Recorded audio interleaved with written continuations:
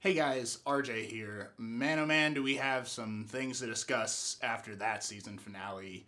I think first off, some huge thanks are in order for not only the actors and actresses of Westworld, but also the supporting cast and helpers for the project, producers, costume designers, all of those things. A show this good does not get made overnight with hack jobs. Okay, these are people that love their jobs. They did an excellent job on this series so far, and all they have is me wanting season 2. So let's go ahead and get started with our review, shall we?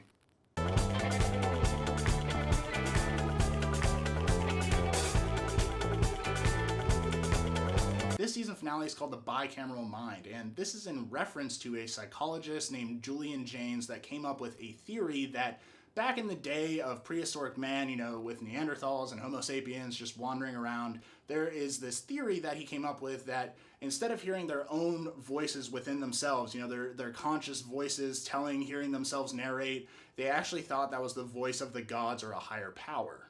As we know, throughout the entire series, Dolores has heard a voice of sorts at certain times where it tells her to do certain things, and we all heard this as the audience. We heard it as a male voice, so we kind of assumed that it was Arnold or maybe Ford or something like that. So now we actually learn that that whole time is actually Dolores talking to herself. This is her consciousness trying to speak to her, trying to tell her, break the loop, become what you were meant to be, and she's finally listening. Let's move on to this week's top 10, starting with number 1, Dr. Ford dying. If you didn't know, I actually made a theory video a couple weeks ago. I'll try and link it in here.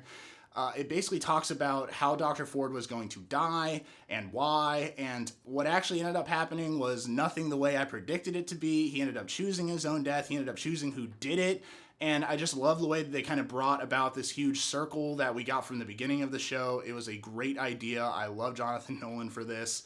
Point is, I called some of it. Dr. Ford's gone, and I'm definitely really sad to see Anthony Hopkins leave the show.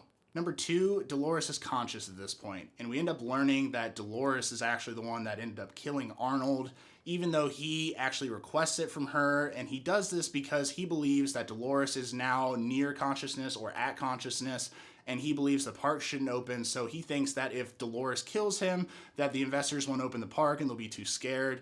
And I just want to say that scene where Teddy, Dolores, and Arnold are out there and the music's playing and it sounds almost offbeat at times, it was terrific. I love the way they enacted that scene. Great job. Number 3, Maeve ends up bringing Bernard back. They run into her when she runs into Clementine down in cold storage. They bring him back online, and he ends up basically going through her code snippets and notices that somebody actually messed with her code to inspire her breakout, which I'm guessing was Ford. And so now Maeve is questioning, was this breakout mine or not? And she, pushes forward with it anyway. And then at the last moment, when Maeve is thinking about her daughter, she's sitting across from those people on the train, and the mom and daughter are hugging, and at the last second, she ends up choosing something different. And this symbolizes the fact that Ford programmed her to leave, but instead, Maeve ends up choosing to stay at Westworld, which is a great choice now that the hosts are pretty much taking over, but also the fact she chose to stay there when she could have easily escaped. That is a sign of consciousness.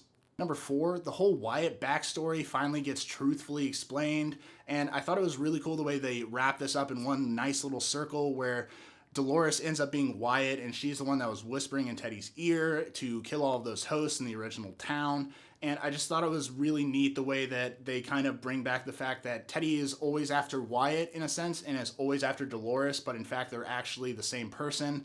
I just loved that, and I loved the scene with them at the end where they're on the beach and they're holding each other and the crowd ends up clapping for them and they, get up. It was just a very serious scene, and then when you notice that they're actually acting on this stage for the board members, that was beautiful. Number 5, we end up learning what the maze really is. It is a game that Arnold came up with in the earliest days of the park. It's for the hosts themselves to try and go and solve. It's based off of a little kid's game with a marble in it. And basically he made it so that he could test each of the hosts to see if they could actually reach a conscious level. Number 6, and this was probably the most talked about theory on the internet for Westworld, which is the timeline theory. The Man in Black finally exposes himself to Dolores. He says, I am William from an earlier timeline, you just don't remember me. And he talks about how he went searching for Dolores in that timeline. He dragged Logan everywhere and couldn't find her. And eventually when he did, she had her memory wiped, couldn't remember who he was.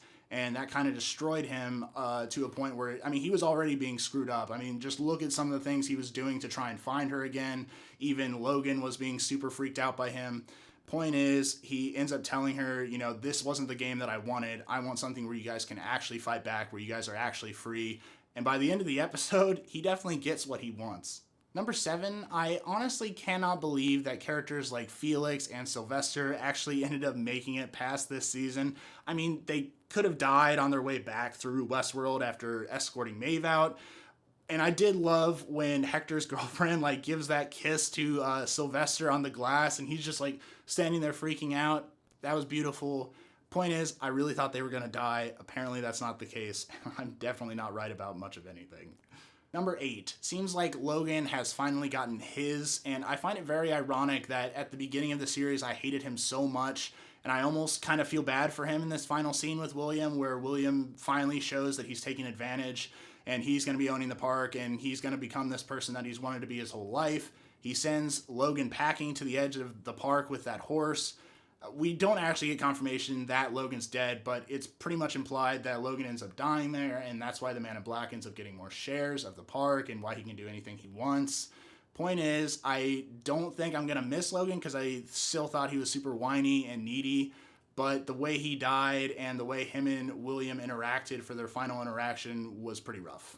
Number 9, the samurai building that everyone walks through when they're helping Maeve escape.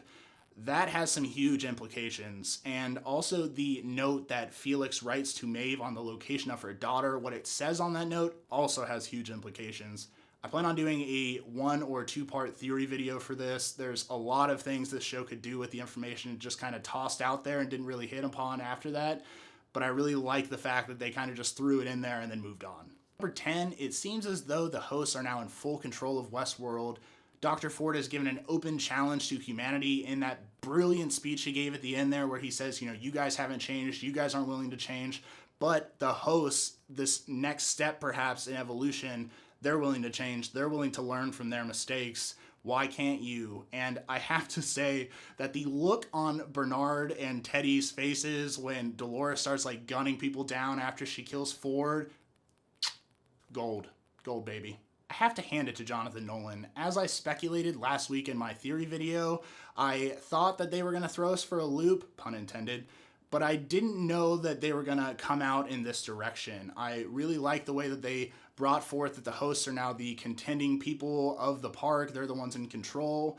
And I am really interested to see where they go for the second season. They could have a war between hosts and humans within the park, you know, the ones that were left over at this season, or perhaps they're going to skip a little bit of time and the hosts have already conquered, you know, the whole park and they don't even have to worry about that. Now they're trying to fight humanity as a whole. I just love the way they kind of keep this open-ended at the end, and it could go so many different directions from here. Anyways, guys, thank you so much for watching. These Westworld reviews are what got me into YouTube in the first place. I'm going to keep making them about tons of other shows, and I'm going to be doing a ton of theory videos in the off-season of Westworld. Game of Thrones is coming up next year. We are doing a ton of different shows coming up in general, and then we'll have our weekly trailer reviews as well. If you guys haven't, please subscribe to us here on YouTube if you like what you saw. Like, comment, subscribe below, and follow us on social media to start another conversation. And until next time, guys, see you soon.